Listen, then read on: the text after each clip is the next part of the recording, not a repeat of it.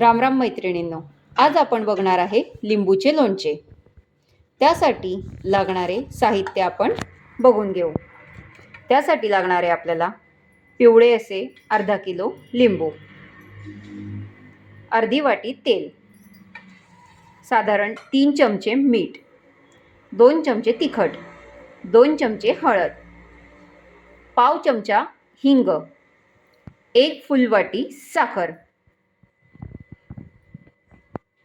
अर्धा किलो लिंबू घेतलेले आहे। ते लिंबू 4 ते 5 दिवस पाण्यामध्ये भिजत ठेवावे। पहिल्या दिवशी पाणी गरम करून त्यामध्ये टाकावे। दुसऱ्या दिवशी ते पाणी फेकून द्यावे आणि दुसरे गरम पाणी घालावे। तिसऱ्या दिवशीही गरम पाणी बदलावे। चौथ्या दिवशीही गरम पाणी बदलावे आणि 5व्या दिवशीही गरम पाण्यात धुवून घ्यावे। लिंबू पाण्यामध्ये काढून ते रुमालाने पुसून घ्यावे। आता हे लिंबू आपण कोरडे करून घेतलेले आहे। या लिंबाच्या आपण फोडी करून घेऊ। याप्रमाणे एका लिंबाच्या 8 फोडी कराव्या। त्यामधील बिया सर्व काढून घ्या। याप्रमाणे आपण सर्व लिंबांच्या एका लिंबाच्या 8 याप्रमाणे काप करून घेतलेले आहे आणि त्यामधून बिया वेगळ्या काढलेल्या आहे। त्यामधील रस सुद्धा आपण त्यातच राहू दिलेला आहे। आपण कापलेल्या लिंबूंच्या फोडीमध्ये साखर घालून घेऊ।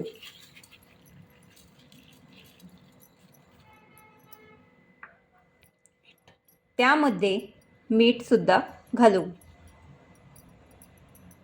आपण 3 चमचे मीठ इथे वापरलेले आहे।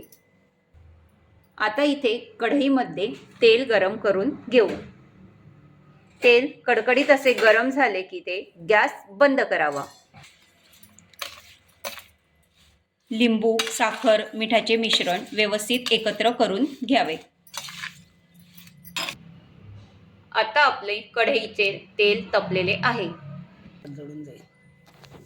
तेल थोडे गार होऊ द्यावे आणि मग त्यामध्ये हळद घाला।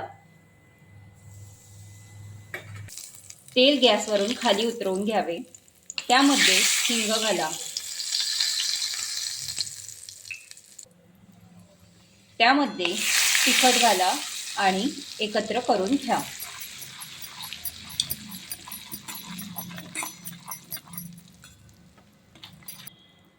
हे तेलाचे मिश्रण आता थंडगार होऊ द्या। हे मिश्रण या मिश्रणामध्ये आपण आता मिक्स केलेले तेलाचे मिश्रण घालू आणि सर्व मिश्रण एकजीव करून घेऊ।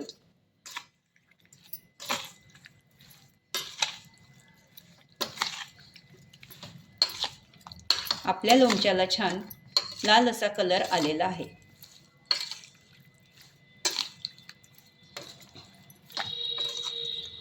आता हे लोणचे 2 दिवस साधारण झाकून ठेवू।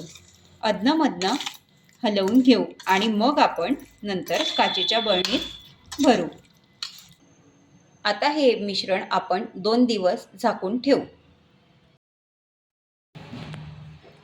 2 दिवस पूर्ण झालेले आहे। आता आपण हे लोणचे काचेच्या बरणीमध्ये भरून ठेवू। तुम्ही बघू शकता इथे आपले लिंबूचे लोणचे तयार झालेले आहे।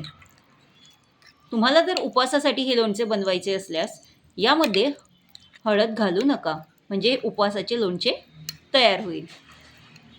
या लोणच्याला सतत ढवळत राहा, म्हणजे लोणचे खराब होणार नाही आणि जास्त दिवस टिकेल। तर मैत्रिणींनो, तुम्हाला लिंबूच्या लोणच्याची रेसिपी कशी वाटली मला कमेंट करून नक्की सांगा। आणि तुम्हाला अजून अशा काही नवनवीन रेसिपी जाणून घ्यायच्या असतील तर आमच्या स्वादघरच्या या वेबसाईटला नक्की व्हिजिट करा। धन्यवाद मैत्रिणींनो।